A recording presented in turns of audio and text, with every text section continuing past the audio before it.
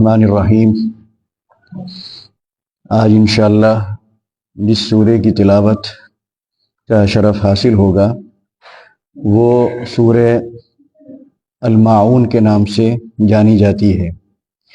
ये लफ्ज़ अल-माऊन इस सूरे के आखिरी जो आयत है उसमें आया है और उसी मुनासबत से इस सूरे को सूरतुल माऊन कहा जाता है। ये सूरे 7 आयतों पर मुश्तमिल है और मुफस्सिरीन की यही राय है और यही उनका ख्याल है, अक्सर मुफस्सिरीन का, कि ये मक्का मुकर्रमा में नाजिल हुई। इस सूरे में कुछ ऐसी सिफ़ात का तज़किरा किया गया है जिनको हम में से हर शख्स बुरा समझता है। शायद ही कोई ऐसा शख्स हो जो उनको अच्छा कहे। ये सिफ़ात जो इतनी मज़मूम हैं, क्यों पैदा होती हैं, कैसे पैदा होती हैं, उसकी वजह पहली आयत में बयान कर दी गई है और वो ये है कि आखिरत पर यकीन न रखना, जज़ा और सज़ा पर ईमान न रखना और ये यकीन न होना कि जो काम हम यहाँ कर रहे हैं कल हमसे पूछा जाएगा, जवाब मांगा जाएगा, फिर हमारा हिसाब होगा। अगर काम हमने अच्छे किए तो हमें उसका सिला मिलेगा, इनामात की शक्ल में मिलेगा, और अगर हमने काम बुरे किए हैं तो हमें सज़ा मिलेगी और हमारा ठिकाना जहन्नम होगी।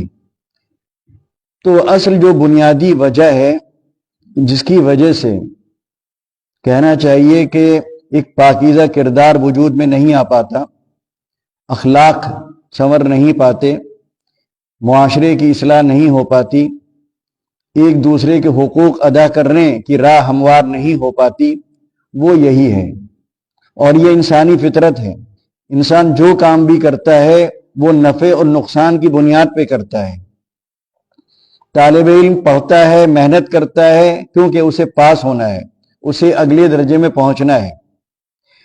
तो अगर जज़ा और सज़ा का ये तसव्वुर दिल से निकल जाए और उस पर यकीन ना पाया जाए तो फिर इंसान क्यों अच्छाई करेगा और क्यों किसी को फ़ायदा पहुंचाने के लिए वो आगे बढ़ेगा और क्यों अपना माली नुकसान बर्दाश्त करेगा, क्यों मेहनत करेगा, क्यों रातों को जागेगा, क्यों तकलीफ उठाएगा, क्यों अपने को दुश्वारी में डालेगा। ये सब काम आदमी इसीलिए करता है कि उसे कुछ मिलने की तवक्को होती है, कुछ पाने का इम्कान होता है या कुछ खोने का और गंवाने का खतरा होता है। अगर ये दोनों चीजें नहीं हैं तो आप किसी को भी खैर पर आमादा नहीं कर सकते और किसी को भी शर से आप डरा नहीं सकते। छोटी छोटी अगर आप मिसालें लें तो आप देखेंगे कि हर खैर और हर अच्छाई के पीछे कोई ना कोई मकसद होता है। मिसाल के तौर पर आप किसी से मुस्कुरा कर क्यों मिलते हैं? माहौल ऐसा है कि सबका दिल रो रहा है या घर में कोई परेशानी है, आप खुद किसी मुसीबत में गिरफ्तार हैं, आपको मुस्कुराने का बिल्कुल दिल नहीं चाह रहा है, लेकिन एक मुसलमान भाई आता है, आप उससे मुस्कुरा कर मिलते हैं। क्यों मिलते हैं? दिल पर जबर करके, बर्दाश्त करते हुए और उस मुस्कुराहट को जबरदस्ती सामने लाते हुए, क्योंकि आप समझते हैं कि मुस्कुरा कर मिलना इसमें सदक़े का सवाब है।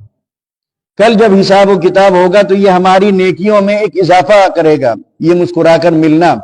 आखिर सलाम आदमी क्यों करता है? क्या वजह है? इसलिए करता है कि सलाम करने पर सवाब मिलेगा। मैदान हश्र में जब अमाल नामा पेश किया जाएगा या अमाल जब तौले जाएंगे तो ये सलाम हमारे पलड़े को झुकाएगा। सलाम का जवाब क्यों देता है? इसलिए देता है कि नहीं देंगे तो गुनाहगार होंगे। कल वहां पर जब पेशी होगी अल्लाह ताला के सामने और वहां पर हमारे गुनाहों में एक गुनाह सलाम का जवाब न देने की वजह से बढ़ जाएगा। तो ये हर अच्छाई पर अगर कोई चीज आमादा करती है तो वो यही है कि आखिरत में हमें उसका सिला मिलेगा, और बुराई میں جو آدمی مبتلا ہوتا ہے یا اس کا جو شکار ہوتا ہے اور وہ برائی کے راستے پر چل پڑتا ہے، وہ اسی لیے کہ اسے معلوم ہے کہ ہمیں اس کا کوئی نقصان نہیں ہونا، کوئی خمیازہ ہمیں نہیں بھگتنا۔ ملک کا اپنا ایک قانون ہوتا ہے، قانون کی پابندی آدمی کیوں کرتا ہے؟ اسی لیے کرتا ہے کہ اگر وہ قانون توڑتا ہے، قانون کی خلاف ورزی کرتا ہے اور پولیس کی نظر میں آ جاتا ہے تو پولیس گرفت کرے گی، اور پھر اس کے بعد ٹھیک ہے مقدمہ چلے گا، آپ مقدمہ لڑ بھی سکتے ہیں، وکیل کر بھی سکتے ہیں، جج تک آپ اپنی بات کہہ بھی سکتے ہیں اور اس کو مطمئن کر بھی سکتے ہیں، اور پھر یہ بھی ضروری نہیں کہ جو فیصلہ عدالت کر دے اس فیصلے کو نافذ بھی کر دیا جائے۔ بہت سی مطلب یہاں پر تو راستے میں رکاوٹیں ہیں، تب بھی آپ کیا کرتے ہیں؟ قانون توڑنے سے بچتے ہیں۔ لیکن دنیا کا جو قانون ہے یا یہاں کا جو نظام اور سسٹم ہے، اس میں برائی کرنے پر سزا تو ہے لیکن نیکی کرنے پر صلہ نہیں ہے۔ مطلب آپ نے قانون توڑا تو آپ کو سزا ہوگی، لیکن قانون کی پابندی کی تو ملے گا کچھ نہیں، ملے گا کچھ نہیں۔ لیکن اللہ تعالیٰ کا جو قانون ہے اس کی جو عدالت ہوگی وہاں نہ کرنے پر بھی ملنا ہے اور کرنے پر بھی ہونا ہے، دونوں چیزوں میں ہونا ہے۔ تو نیکی پر اگر کوئی چیز آمادہ کر سکتی ہے، خیر پر آمادہ کر سکتی ہے، اچھائی پر آمادہ کر سکتی ہے، تو یوم جزا پر ایمان ہے۔ آپ راستے میں آپ سے کسی کا ایکسیڈنٹ ہو گیا تو آپ کو سزا ہوگی، تو آدمی بچتا ہے کہ نہیں بچتا؟ لیکن راستے میں کسی کو پڑا ہوا دیکھتا ہے تو گزر جاتا ہے، زخمی حالت میں دیکھتا ہے اٹھانا گوارا نہیں کرتا، کنارے سے چلا جاتا ہے۔ کیوں؟ اس لیے کہ وہ سوچتا ہے کہ میں نے اگر اٹھایا بھی تو پھنسنے کا خطرہ تو زیادہ ہے، ملنا ملانا کچھ نہیں ہے۔ لیکن ایک مومن جس کو یقین ہے اس بات پر کہ اگر میں کسی کی جان بچا رہا ہوں، کسی کو اسپتال پہنچا رہا ہوں، تو وہ اپنے کو خطرے میں ڈال کر اس کی جان بچانے کی کوشش کرے گا۔ اس کی مثال کرونا کے زمانے میں یا کرونا کے ماحول میں آپ کو بہت مل جائیں گی، جب بھائی بھائی کو ہاتھ لگانے کو تیار نہیں تھا، کوئی کسی کو کھلانے پلانے کا روادار نہیں تھا، سب نے ایک دوسرے سے فاصلہ کر لیا تھا۔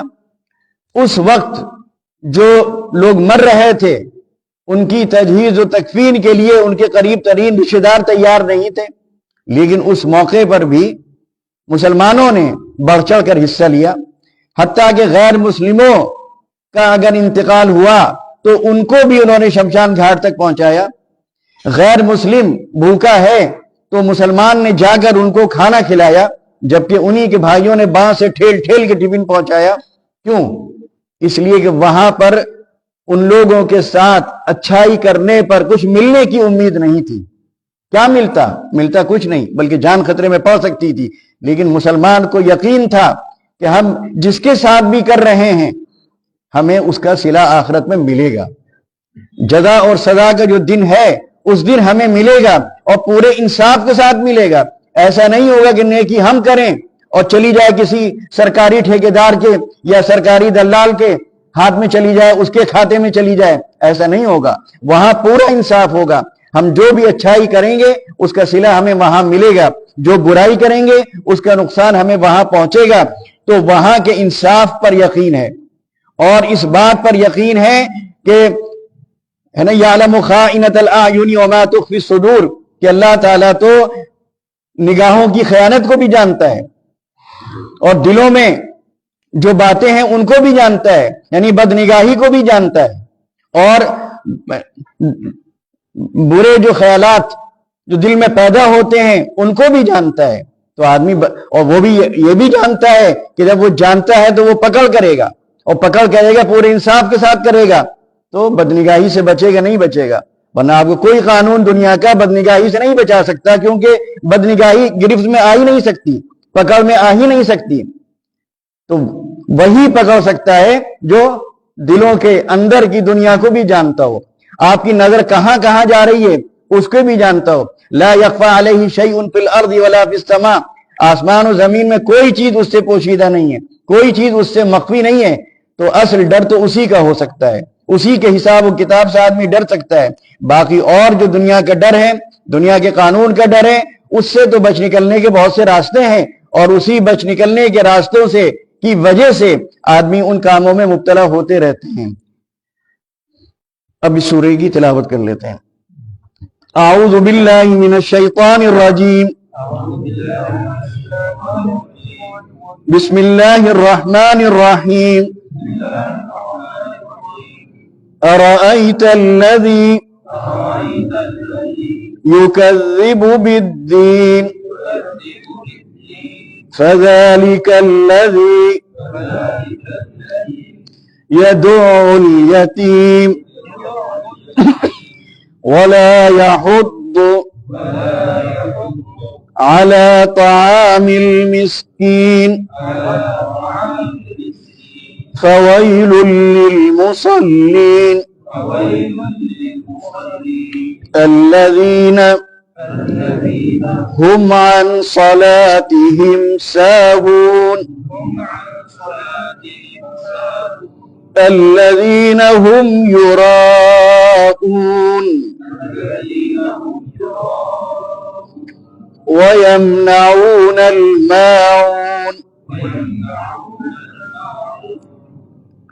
اس سورے میں کفار کا بھی تذکرہ ہے اور منافقین کا بھی تذکرہ ہے، اور دونوں میں جو چیز مشترک ہے وہ یوم جزا کا انکار ہے.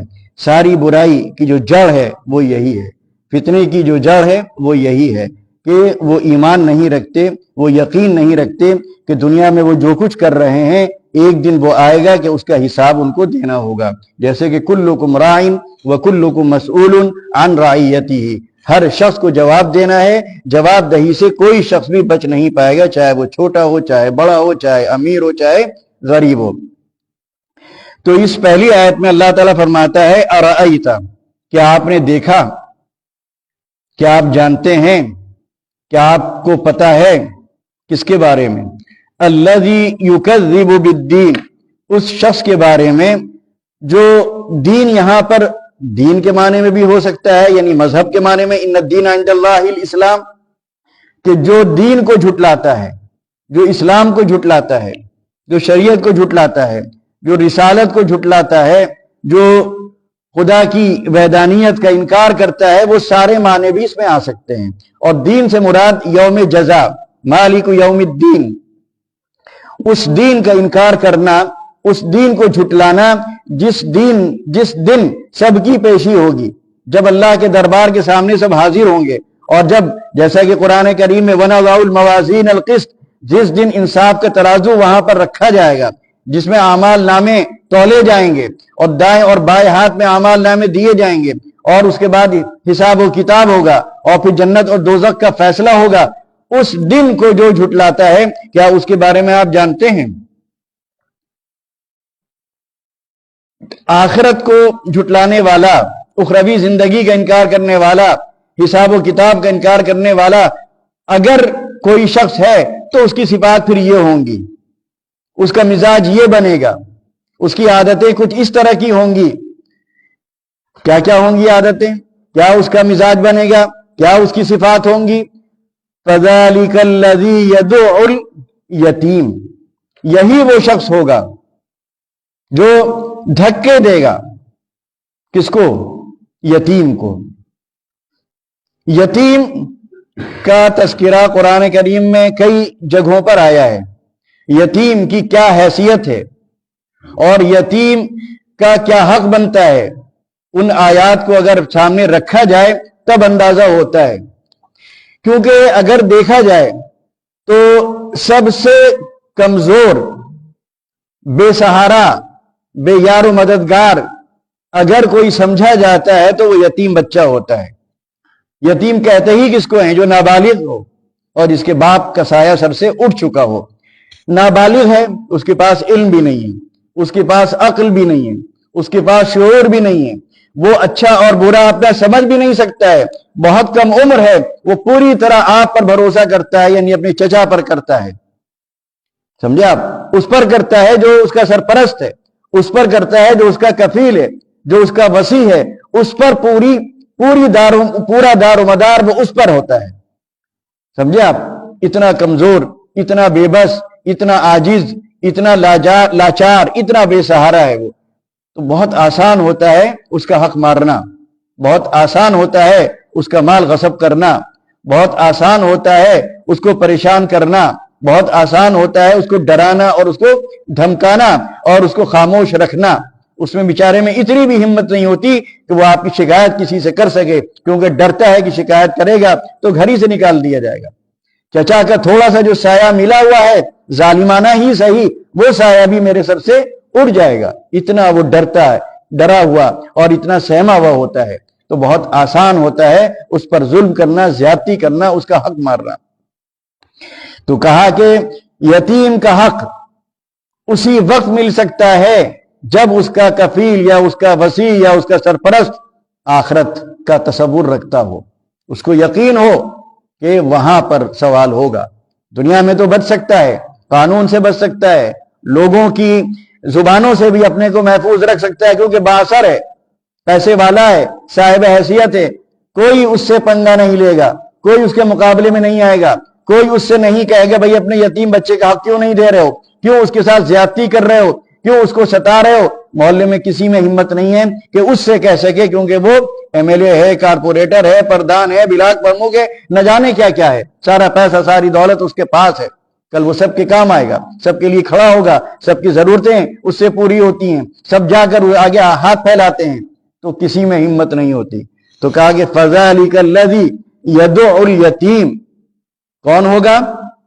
پہلی صفت کیا بیان کی گئی کہ وہ یتیم کو دھکے دے کر نکالے گا، اور واقعہ بھی ایک ایسا ہی پیش آیا تھا۔ ابو جہل ایک یتیم بچے کا کفیل تھا، وہ اس کی نگرانی میں، اس کی سرپرستی میں رہتا تھا۔ ایک دن وہ بچہ آیا ننگا، چھوٹا سا بچہ ہے، اور اس نے کہا کہ میرے کپڑے بنوا دیے، میرا ہی ابا کا مال ہے آپ کے پاس۔ ابو جہل نے دھکے دے کر اس کو نکال دیا۔ جب وہ باہر نکلا تو مکے کے کچھ سردار وہاں پر بھی موجود تھے، انہوں نے ازراہ شرارت اس بچے سے کہا جاؤ، وہ بیٹھے میں ایک اشارہ کیا حضور پاک علیہ الصلوۃ والسلام کی طرف، جا کر ان سے کہو کہ ہمارا حق دلا دیں۔ وہ بچہ بیچارہ کیا جانے کہ ابو جہل کون ہے اور محمد علیہ الصلوۃ والسلام کون ہے، دونوں کے درمیان جو دشمنی ہے وہ کس بنیاد پر ہے، کتنا ٹکراؤ ہے، کتنی نفرت ہے، کتنی عداوت ہے، اسے کچھ خبر نہیں۔ وہ چلا گیا آپ کے پاس، آپ علیہ الصلوۃ والسلام سے جا کر اس نے پورا حال اپنا بیان کیا۔ آپ اٹھے وہاں سے آئے، اب یہ سردار جو ہیں یہ تماشا دیکھنے کے لیے کھڑے ہیں کہ آپ آئیں گے تو ابو جہل غصہ ہوگا، گالی بکے گا، ہو سکتا ہے آپ کو بھی دھکا دے کر نکال دے۔ لیکن جب آپ آئے اور آپ نے اس سے کہا، ابو جہل جیسے ہی آپ پہنچے، ابو جہل ایک دم سے کھڑا ہو گیا احترام میں، اور پوچھا جی کیسے آئے، کیسے تشریف لائے؟ تو آپ نے فرمایا کہ بھائی یہ بچہ ہے، تمہاری اس میں رہتا ہے، تمہاری سرپرستی میں رہتا ہے، تو اسی کا مال تمہارے پاس ہے، تو اس کا حق کیوں نہیں دے رہے ہو، اس کے کپڑے کیوں نہیں بنوا رہے ہو؟ اس نے جی جیسا آپ کہیں، فوراً اس نے اس کا حق ادا کر دیا۔ اس کے بعد آپ چلے گئے۔ اب وہ جو سردار تماشا دیکھنے کے لیے کھڑے تھے وہ آئے، انہوں نے کہا بھائی ہم تو سمجھتے تھے تم یہ کرو گے، وہ کرو گے، ایسا کرو گے، ویسا کرو گے، تم نے تو بالکل لگتا ہے انہی کا دین قبول کر لیا، ایسی عاجزی، ایسی بے بسی، ایسا احترام۔ تو اس نے کہا کہ معاملہ یہ نہیں ہے کہ میں نے ان کا دین قبول کر لیا۔ وہ جب آئے تو ان کے دونوں سائیڈ میں دو نیزے تھے، اور ان نیزوں کی نوکیں میری طرف تھیں، تو مجھے ڈر لگا کہ اگر میں نے بات نہیں مانی، انکار کیا، تو یہ نیزے سیدھے سیدھے میرے سینے میں آ کے داخل ہو جائیں گے۔ یہ اللہ کی طرف سے تھا۔ تو اس طرح انہوں نے ایک شرارت کرنا چاہی، اور اس شرارت میں وہ کامیاب نہیں ہوئے، اور ابو جہل پر آپ کا روب پڑا، ایسا ڈر اور خوف پیدا ہوا کہ اس نے اس بچے کا حق دیا۔ لیکن سوچنے کی بات یہ ہے کہ نبی علیہ الصلوۃ والسلام اس بچے کا حق دلانے کے لیے اپنے سب سے بدترین دشمن کے پاس جا رہے ہیں۔ یہ ہے اسلام، یہ ہے آپ کی تعلیم۔ اس کو سیکھنے کی ضرورت ہے، سمجھنے کی ضرورت ہے کہ ہر مسلمان کا یہ فرض ہے کہ اگر کسی یتیم کو دیکھے کہ اس کا حق مارا جا رہا ہے تو اس کو اپنی کوشش کرنی چاہیے، اس کو، اس سرپرست کو، اس کے نگراں کو، اس کے وصی کو، اس کے کفیل کو سمجھانا چاہیے کہ بھائی تم کیوں ایسا کر رہے ہو، خدا سے ڈرتے نہیں ہو؟ ارے نہ ڈرو، سماج سے ڈرو، معاشرے سے ڈرو، محلے کے لوگوں سے ڈرو، رشتہ داروں سے ڈرو، لوگوں کی زبانوں سے ڈرو۔ اگر آخرت کا ڈر نہیں تو کم سے کم ان کے ڈر سے حق ادا کر دو۔ کیوں ستا رہے ہو؟ کیوں ناانصافی کر رہے ہو؟ کیوں اس کا حق مار رہے ہو؟ تو نبی علیہ الصلوۃ والسلام نے یہ عمل کر کے اپنی امت کو یہ پیغام دیا کہ آپ سب کی یہ ذمہ داری ہے۔ وہ شخص چاہے جتنا طاقتور ہو، چاہے اس سے آپ کی پٹری کھاتی ہو نہ کھاتی ہو، چاہے آپ کو یقین نہ ہو کہ وہ آپ کی بات مانے گا، تب بھی آپ کو اپنی ذمہ داری انجام دینا ہے، اپنا فریضہ آپ کو ادا کرنا ہے۔ آپ پر جو حق بنتا ہے وہ حق اس یتیم کا یہ ہے کہ آپ جا کر اس سے کہیں۔ اس پر اس کا حق دوسرا ہے، آپ پر سفارش کا حق ہے۔ آپ پر حق ہے کہ آپ جا کر اس سے مطالبہ کریں، آپ جا کر اس پر دباؤ ڈالیں، اخلاقی دباؤ ڈالیں، کسی بھی طرح کا دباؤ ڈال سکتے ہو وہ دباؤ ڈالیں اور اس کا حق دلائیں۔ قرآن کریم میں ان الذین یاکلون اموال الیتامی ظلما انما یاکلون فی بطونہم نارا، اتنی سخت بات ہے کہ جو یتیموں کا مال ناحق کھاتے ہیں وہ اپنی پیٹ میں انگارے بھرتے ہیں۔ وہ مال نہیں کھا رہے، وہ آگ کھا رہے ہیں۔ تو اتنی سخت وعید آئی ہے یتیموں کا حق مارنے پر اور ان کا مال کھانے پر، ان کے ساتھ زیادتی کرنے پر۔ قرآن کریم میں وَآتُوا الْيَتَامَى أَمْوَالَهُمْ وَلَا تَتَبَدَّلُوا الْخَبِيثَ بِالطَّيِّبِ وَلَا تَأْكُلُوا أَمْوَالَهُمْ إِلَىٰ أَمْوَالِكُمْ إِنَّهُ كَانَ حُوبًا كَبِيرًا۔ اور اگر ہم اپنے سماج کو دیکھیں، معاشرے کو دیکھیں، تو اس طرح کی چیزیں ملتی ہیں اور جگہ جگہ پر ملتی ہیں۔ کیا فرمایا؟ وَآتُوا الْيَتَامَى أَمْوَالَهُمْ، کہ یتیم کا مال کیا کرو؟ اس کو دے دو۔ مثال کے طور پر دو بھائی ہیں، دونوں صاحب جائیداد ہیں، دونوں کا کاروبار ہے، ایک بھائی کا انتقال ہوا، اب اس کا ایک چھوٹا سا بچہ ہے، تو چچا کی ذمہ داری کیا ہے کہ اپنے اس مرحوم بھائی کے چھوٹے بیٹے کا حق فوراً دے دے۔ یہ تو ہے وَآتُوا الْيَتَامَى أَمْوَالَهُمْ۔ اس کے بعد دیکھیے وَلَا تَتَبَدَّلُوا الْخَبِيثَ بِالطَّيِّبِ، کہ ایسا نہ ہو کہ بٹوارے میں، تقسیم کرنے میں آپ سستی چیز اس کے حصے میں کر دیں اور مہنگی چیز اپنے حصے میں کر دیں۔ ایسا بہت ہوتا ہے کیونکہ وہ بچہ نہیں سمجھ رہا ہے کہ زمین کی کیا ویلو ہے۔ مثال کے طور پر آپ کے 2 بیگھے کے 4 پلاٹ ہیں، کچھ وہ ہیں جو بالکل روڈ پر ہیں، کچھ وہ ہیں جو بہت کنارے اور پیچھے ہیں، کچھ شہر میں ہیں، کچھ دیہات میں ہے تو سب 2 بیگھہ۔ معصوم سا بچہ ہے، اس کو پڑھانا بہت آسان ہے۔ آپ نے کہا دیکھو تمہارے والد اور ہم دونوں کی 8 بیگھہ زمین تھی، ٹھیک، ہم 4 بیگھہ تمہارا ہوا، 4 بیگھہ ہمارا ہوا، 4 پلاٹ تمہارے ہوئے، 4 پلاٹ ہمارے ہوئے۔ بچہ بڑا خوش، بچہ تو یہی کہے گا نا کتنا انصاف ہے، 8 تھے 4 مل لیں۔ بچہ یہ نہیں جانتا کہ اس کو آپ جو دے رہے ہو وہ دیہات کا دے رہے ہو، اس کو جو آپ پلاٹ دے رہے ہو وہ پیچھے کا دے رہے ہو۔ وہ اگر 10 لاکھ کا ہے تو سامنے والا جو اپنے پاس وہ رکھ رہا ہے وہ 50 لاکھ کا ہے۔ یہ نہیں سمجھ رہا ہے۔ یہ ہے وَلَا تَتَبَدَّلُوا الْخَبِيثَ بِالطَّيِّبِ، چیز برابر بھی دینا ہے اور یکساں قیمت کی بھی ہونی چاہیے۔ ایسا ہی وَلَا تَأْكُلُوا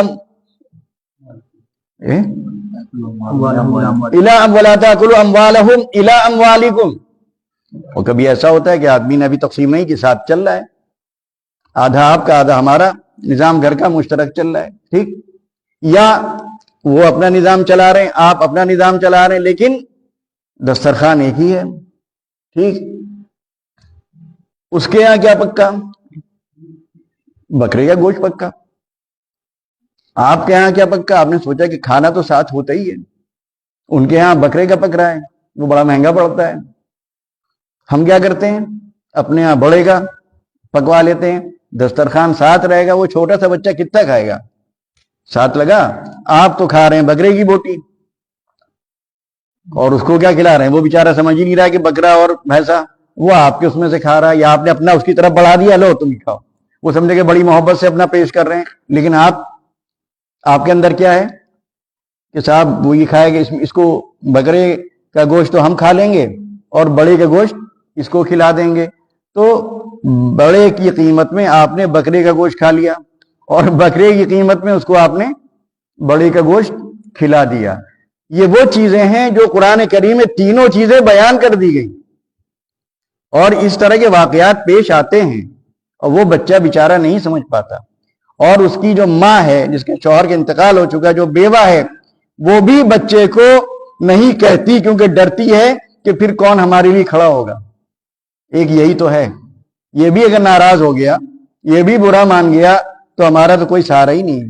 لہذا وہ بھی سب سہتی رہتی ہے, برداشت کرتی رہتی ہے, اور یہ ناانصافیاں ہمارے سماج میں ان کا سلسلہ جاری ہے. اور یہ یتیموں کے ساتھ تو ہوتا ہی ہے, ایسے ہی بیواؤں کے ساتھ بھی ہوتا ہے, ایسے ہی متعلقہ خواتین کے ساتھ بھی ہو سکتا ہے.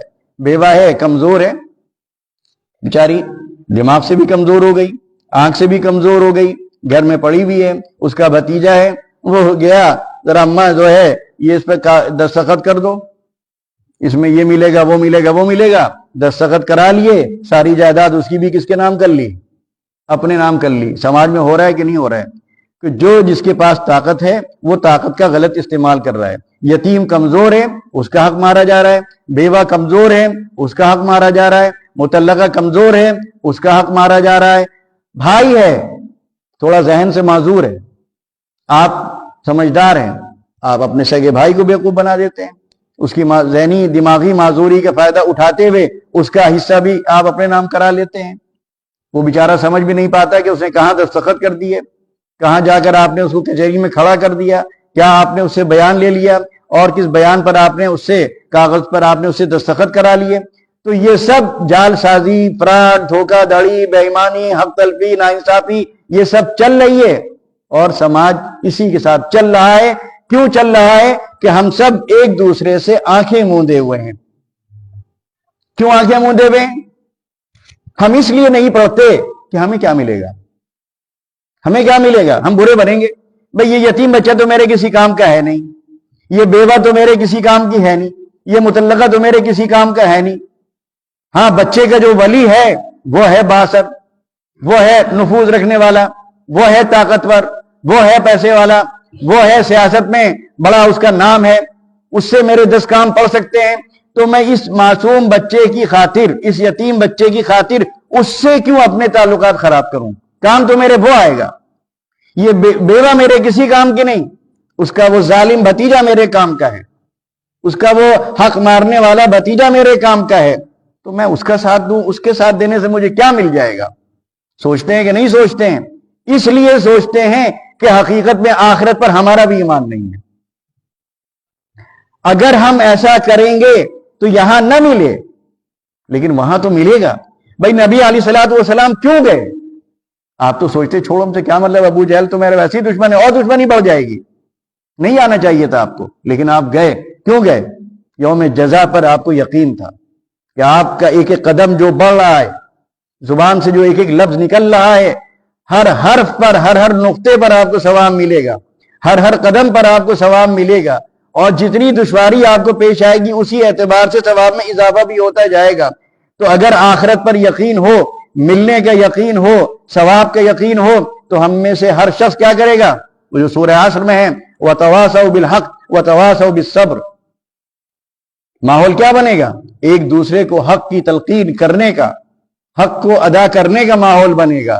کیوں؟ اس لیے کہ جب آپ کو یقین ہوگا کہ اس تلقین پر, اس خیرخواہی پر اور اس دعوت پر, اس آمادہ کرنے پر آپ کو اللہ تعالیٰ کے ہاں ثواب ملے گا, تو نیکی ملے گی, اجر ملے گا, اس کی قیمت, اس کا معاوضہ ملے گا. تو ہم میں سے ہر شخص انشاءاللہ خیر کو اپنانے کی کوشش کرے گا, اور اس خیر کے راستے میں چاہے جتنی دشواریاں پیش آئیں, جتنی تکلیفیں اس کے سامنے کھڑی ہو جائیں, وہ ان سب کو گوارا کر لے گا, سب کو برداشت کر لے گا, کیونکہ ایک بڑے نفع کی امید ہے. راشن کی لائن لگتی ہے گھنٹوں. آپ اگر دیکھیں تو فجر سے پہلے سے بسا اوقات مٹی کا تیل لینے کے لیے لائن لگ جاتی ہے. کیوں لگ جاتی ہے؟ کیونکہ مٹی کے تیل کی امید ہے, مٹی کے تیل کی آپ کو ضرورت ہے. تو وہاں پر آپ کو نیکیوں کی ضرورت پڑے گی, اور جس طرح یہاں پر مٹی کا تیل ملنا یقینی ہے تو آپ لائن میں لگے ہوئے ہیں, آدھی رات سے لائن میں لگ گئے ہیں. ایسے ہی اگر ثواب کا یقین ہو, آخرت کا یقین ہو, نیکی کا اور اجر کا اور ثواب کی امید ہو تو وہاں پر بھی آپ اس طرح لائن میں لگ کر تکلیف اٹھا لیں گے، لیکن خیر کے کام میں بڑھ چڑھ کر حصہ لینے کی کوشش کریں گے۔ اس کے بعد فرمایا وَلَا يَحُضُّ عَلَىٰ طَعَامِ الْمِسْكِينِ، جس کا آخرت پر ایمان نہیں ہوگا، پہلی صفت اس کی کیا ہوگی کہ یتیموں کو وہ دھکے دے گا، کیونکہ یتیم سے اس کا کوئی بھلا ہونے والا ہے نہیں، کچھ ملنے والا ہے نہیں، وہ تو سارا دنیا ہی پر اس کو یقین ہے اور وہ یہی سمجھتا ہے کہ بس یہی زندگی ہے اور مر کھپ کے یہیں ختم ہو جانا ہے۔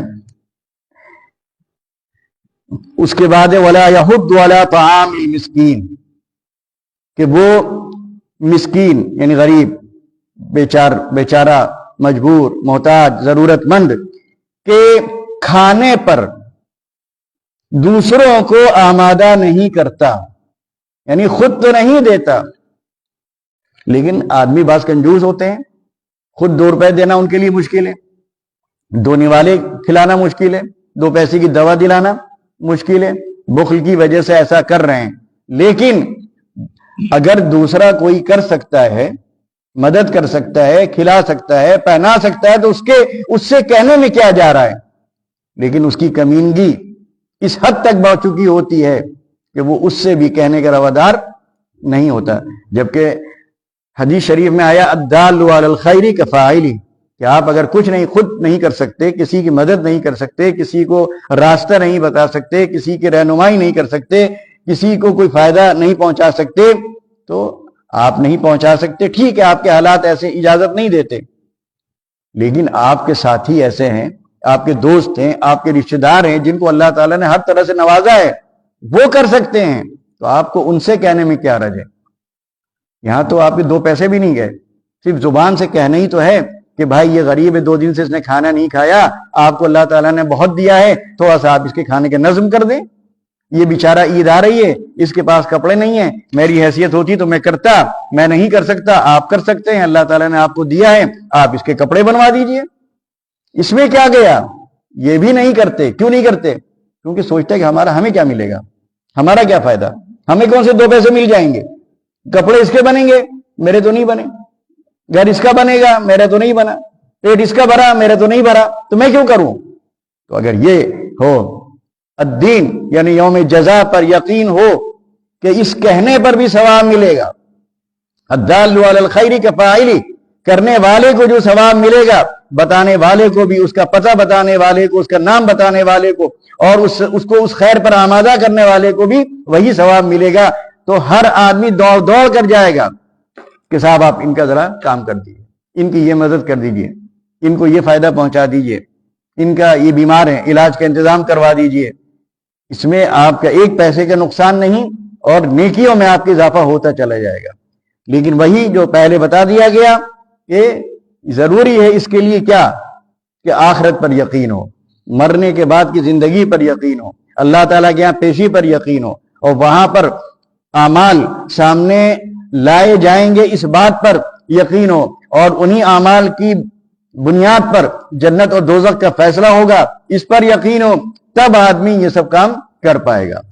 اس کے بعد ہے فویل للمصلین، اب یہاں سے منافقین کا تذکرہ ہے، کیونکہ کافر تو نماز پڑھتے ہی نہیں تھے۔ فرمایا فویل للمصلین، ہلاکت ہے، بربادی ہے، ناکامی اور نامرادی ہے ان نماز پڑھنے والوں کے لیے، ان نماز یعنی نمازیوں کی صف میں شامل ہونے، نمازیوں کی صف میں ان شامل ہونے والوں کے لیے، حقیقت میں وہ نمازی نہیں ہیں، وہ نمازیوں کی صف میں شامل ہو رہے ہیں، وہ اپنے کو نمازی دکھلا رہے ہیں، نمازی ثابت کرنے کی کوشش کر رہے ہیں کچھ دوسرے فائدے حاصل کرنے کے لیے۔ تو فوائل للمصلین، اب ان کی جو صفت بیان کی جا رہی ہے، ایک مصلین وہ ہیں جو مسلمان ہیں، صاحب ایمان ہیں، ایک مصلین وہ ہیں جو منافق ہیں، دونوں کی نمازوں میں فرق ہے۔ الذین هم عن صلاتهم ساہون، یہ وہ نمازی ہیں منافق جو اپنی نمازوں سے غفلت برتتے ہیں۔ نمازوں میں غفلت نہیں کہا جا رہا ہے، نمازوں سے غفلت برتتے ہیں۔ نمازوں میں سہو ہونا، یہ تو صاحب ایمان کے ساتھ بھی یہ چیز پائی جا سکتی ہے، بھول چوک ہو سکتی ہے، ذہن ادھر ادھر تھوڑا سا جا سکتا ہے، ادھر ادھر کے خیالات اس موقع پر آ سکتے ہیں۔ یہاں ہے نمازوں سے غفلت برتتے ہیں، یعنی وقت پہ نہیں پڑھتے، ٹالتے رہتے ہیں، یہاں تک کہ وقت اس کا نکل جاتا ہے، جاتے بھی ہیں بے دلی کے ساتھ جاتے ہیں، کوئی توجہ نہیں کرتے، ڈھنگ سے وضو نہیں کرتے، ڈھنگ سے نماز نہیں پڑھتے، نیت تک وہ نہیں کرتے، بے نیت چلے جاتے ہیں۔ اور اسی طرح جس طرح خشوع خضوع ہونا چاہیے اس خشوع اور خضوع کی طرف بھی توجہ نہیں دیتے، اکثر چھوڑ دیتے ہیں، پڑھنے بھی نہیں جاتے ہیں، اور پڑھتے بھی ہیں تو ذرا بھی ان کا دل نماز پڑھنے میں نہیں لگتا ہے، بس مقصود لوگوں کو دکھانا ہوتا ہے، دائیں بائیں دیکھتے رہتے ہیں کہ لوگ انہیں دیکھ رہے ہیں کہ نہیں دیکھ رہے، اور اگر انہیں معلوم ہو کوئی دیکھنے والا نہیں ہے تو شاید پڑھنے بھی نہ جائیں گے۔ تو یہ ان کی نمازوں کا حال ہے۔ الذین هم یراؤون، اور یہ وہ لوگ ہیں کہ نماز بھی دکھانے کے لیے پڑھتے ہیں، اور جو کام بھی خیر کے ہیں، اچھائی کے ہیں، وہ بھی دکھانے کے لیے کرتے ہیں، اللہ کے لیے نہیں کرتے ہیں۔ ان کا مقصد دنیاوی شہرت ہے، ان کا مقصد ناموری ہے، ثواب کے لیے نہیں کر رہے ہیں، اجر کے لیے نہیں کر رہے ہیں، اللہ کی رضا کے لیے نہیں کر رہے ہیں۔ لہذا جیسے کہ آتا ہے ان اول من یقضی یوم القیامۃ علیہ، کہ سب سے پہلے قیامت میں جو فیصلہ ہوگا وہ 3 آدمی ہیں، وہ سب مراؤن ہیں، یعنی ریاکار، اس میں حافظ قرآن بھی ہیں، قاری بھی ہیں، عالم بھی ہیں، شہید بھی ہیں، اور ساتھ ساتھ بڑے کہنا چاہیے فیاض اور سخی بھی ہیں۔ وہ سب یہی 3 چیزیں زیادہ تر آدمی انہی کے ذریعے شہرت چاہتا ہے، انہی کے ذریعے ناموری چاہتا ہے۔ تو کہا کہ پہلا فیصلہ انہی کے بارے میں ہوگا، پوچھا جائے گا کہ میں نے یہ نعمتیں دی، میں نے یہ تم پر کرم کیا، یہ فضل کیا، تم نے کیا کیا؟ تو وہ کہے گا جان دے دی، وہ کہے گا مال دے دیا، وہ کہے گا پوری زندگی میں نے تیری کتاب پڑھانے میں صرف کر دی۔ تو سوال ہوگا یہ سب کام تو نے کس لیے کیے تھے؟ لوگوں کو دکھانے کے لیے، شہرت کے لیے، عزت پانے کے لیے، پیسہ کمانے کے لیے۔ وہ تو دنیا میں ہو چکا، اب یہاں تجھے کچھ ملنے والا نہیں ہے۔ تو الذین هم یراؤون، یہ وہ لوگ ہوں گے جو آخرت میں بڑے محروم ہوں گے، کیونکہ آخرت پر ایمان نہیں ہے تو اس کے لیے وہ کر ہی نہیں رہے۔ اس کے بعد جو آخری صفت ان کی بیان کی جا رہی ہے وَيَمْنَعُونَ الْمَاعُونَ، معاون کے معنی زکوٰۃ کے لیے بھی لیے گئے ہیں، اور معاون کہتے ہیں بہت ہی معمولی چیز، معمولی سامان، چھوٹی چھوٹی چیزیں، جیسے سوئی ہے، تاگا ہے، کھرپا ہے، برچھی ہے، ہسیا ہے، لائٹر ہے، ماچس ہے، اس طرح کی ساری چیزیں۔ تو جن کا آخرت پر ایمان نہیں، یعنی جزا اور سزا پر یقین نہیں، وہ اتنے کنجوس ہوتے ہیں کہ اتنی چھوٹی چھوٹی چیزیں بھی اگر آپ ان سے لینا چاہیں تو نہیں دیں گے۔ کیوں؟ فائدہ کیا؟ آپ نے کہا ماچس، سوچے گا ایک تیلی کم ہو جائے گی، مجھے کیا ملا؟ آپ نے کہا ذرا دودھ گرم کرنا ہے، ہماری گیس ختم ہو گئی، کیا سوچے گا؟ میری گیس ختم ہو جائے گی، مجھے کیا ملا؟ سوئی مانگی کہ ہے، کہہ دیا نہیں ہے، کیوں؟ کون اٹھا کر دے، مجھے کیا مل جائے گا؟ اتنی دور جاؤں، تاپ سے نکالوں، ڈبیا سے نکالوں، پھر جا کر دوں، اتنا وقت میرے پاس تھوڑی ہے۔ تو اتنی چھوٹی چھوٹی چیزیں کہ اس کا کوئی نقصان نہیں، لیکن وہ بھی دینے کو تیار نہیں کہ ایک قدم اٹھا کر کون جائے، کون ڈبیا کھولے، کون لائٹر نکالے، کون ماچس اٹھائے، کون اس میں سے تیلی نکال کے دے، اس لیے کہ وہ سمجھ رہا ہے کہ سب بے سود ہے، بے فائدہ ہے، بے نتیجہ ہے۔ لیکن اگر اس کا آخرت پر یقین ہوتا تو دوڑ دوڑ کے لا کر دیتا، مہنگی سے مہنگی چیزیں لا کر دیتا، کیونکہ سمجھتا ہے کہ اس سامان جو میں دے رہا ہوں میرا تو کچھ نہیں گیا، لیکن میرے حصے میں نیکی لکھ گئی، اس پر مجھے آخرت میں ثواب ملے گا۔ جہاں پر مجھے نیکیوں کی سب سے زیادہ ضرورت ہوگی وہاں یہ نیکیاں میرے سامنے لائی جائیں گی، وہاں یہی چیز میرے نیکی کے پلڑے کو جھکا دے گی۔ اور یہی کبھی کبھی ایسا ہو سکتا ہے کہ اتنا بیلنس ہو جائے گناہوں میں اور نیکیوں میں کہ یہی سوئی مجھے جہنم سے نکال کر جنت میں پہنچوا دے، کیونکہ اللہ تعالیٰ کا ترازو بڑا نازک ہوگا، بڑا حساس ہوگا، وہاں تو ایک سوئی کا بھی وزن ہوگا۔ تو ہو سکتا ہے کہ ایک سوئی نجات کا ذریعہ بن جائے، ایک تاگا نجات کا ذریعہ بن جائے، ایک بٹن نجات کا ذریعہ بن جائے، ایک زاربن نجات کا ذریعہ بن جائے۔ کون سی چیز ایسی ہو جو آپ کے پلڑے کو جھکا دے؟ تو ایک ایک نیکی کو بچا کر رکھنے کی ضرورت ہے، اس کو جمع کر کے رکھنے کی ضرورت ہے، جو نیکی کا موقع ملے اس موقع سے فائدہ اٹھانے کی ضرورت ہے۔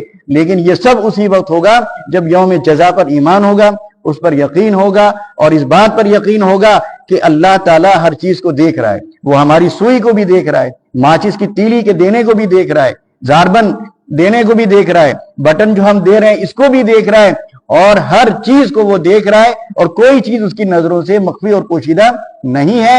اور وہی دیکھ رہا ہے، وہی فیصلہ کرے گا، وہی فیصلے کو نافذ کرے گا، وہی اکیلا ہے، کوئی اس کا ہاتھ نہیں پکڑ سکتا، کوئی اس کو سمجھا نہیں سکتا. جب یہ یقین ہوگا اور یہ ایمان ہوگا تو انشاءاللہ ہمارا معاشرہ ایک صالح معاشرہ ہوگا، ہمارا کردار پاکیزہ کردار ہوگا، اور ہر شخص ایک دوسرے کی مدد میں پیش نظر آئے گا. وآخر دعوانا ان الحمد للہ رب العالمین.